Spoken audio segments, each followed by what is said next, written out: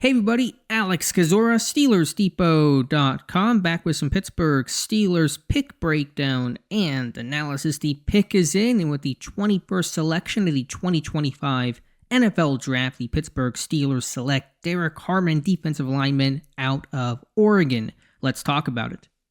Before we start, if you guys could like this video, subscribe to the channel, and check out the site, SteelersDepot.com. Would really appreciate that. So Derrick Harmon is the pick, not Shedeur Sanders, not a trade down. It is Harmon, and it's not a big surprise, at least to the local media and those who listen to us throughout this draft process. While quarterback certainly seemed possible and was the need there, Pittsburgh had not made significant upgrades along the defensive line. They'd shown the interest there, and Harmon ultimately becomes the pick. This is a guy that way back in January, Dave and I and the site go through, who do the guys just off the rip look like Pittsburgh Steelers? That 3-4 defensive end. They're tough to find in today's NFL. Shorter guys and smaller guys and more athletes than true old school defensive linemen who look like a Cam Hayward, for example. And Harmon is one of those guys at almost 6'5", over 300 pounds, was 313 at the combine, 322 for his pro day, and nearly 35-inch arms.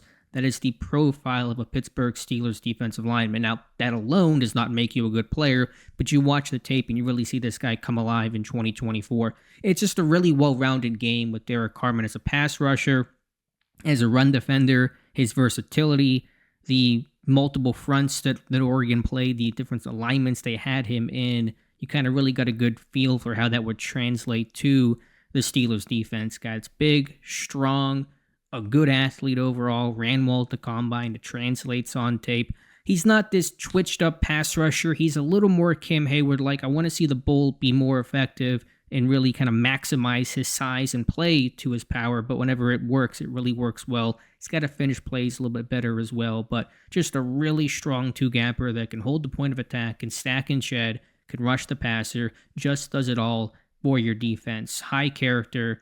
There's a story about him and his mother. His mother's on life support, evidently, and she's had a lot of health issues. She's battled really for several years now, and so that's obviously very somber, unfortunate for what is otherwise a really, big day for Derrick Harmon. And he said his first trip is going to go to the hospital to tell his mother that your son just got drafted. So really have to appreciate the man. He stayed local. He's a Detroit native. He stayed at Michigan State initially to be close to his mother, and then transferred for 2024 to Oregon to start and have that breakout season that made him a first-round pick.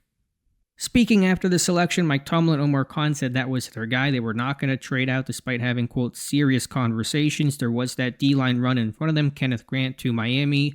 Walter Nolan went to the Cardinals at, I think, number 16, and you wondered, could Harmon get to Pittsburgh at 21? He did, and it's a deep D-line class, but I think Pittsburgh saw a drop-off from that tier to the next tier of your Tyreek Williams, your Alfred Collins, etc. And so that's why they were sticking and picking at 21 for Derrick Harmon. Pittsburgh had not made those upgrades in the offseason. They cut Larry Ogunjobi, which was the right decision, re-signed Isaiah Loudermilk, signed Daniel Akwale. That's all depth, not starter, high-end level kind of guys. And, Harmon's going to get a lot of those Cam Hayward vibes and comparisons. My official comp was Leonard Williams, but you can certainly see the comparison to Cam Hayward. A very poetic Hayward, probably 2 years left in his career when Hayward was drafted, the last defensive lineman picked in the first round by Pittsburgh. He sat for basically 2 years behind Brett Kiesel and Aaron Smith before he became the fixture of that defensive line. Now, Harmon won't sit for 2 years like Hayward. He's going to play immediately, but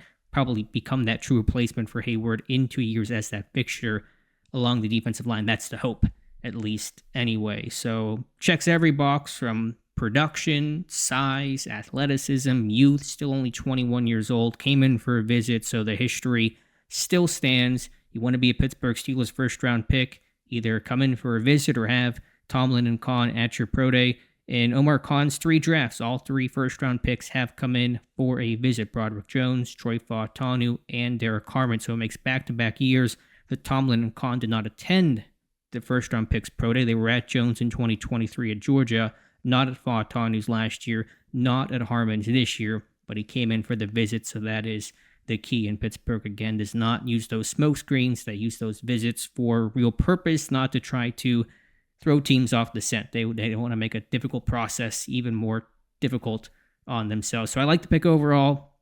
That's the guy that I mocked in my mock draft. I think local media thought D-line, national media thought quarterback. D-line is the pick over Shedeur Sanders, who falls out of the first round entirely. So, see what happens on day 2. Pittsburgh 1 selection, number 83 overall. We'll see if any trades occur. We'll let you know. But Derrick Harmon, a really good pick, the right pick for the Pittsburgh Steelers.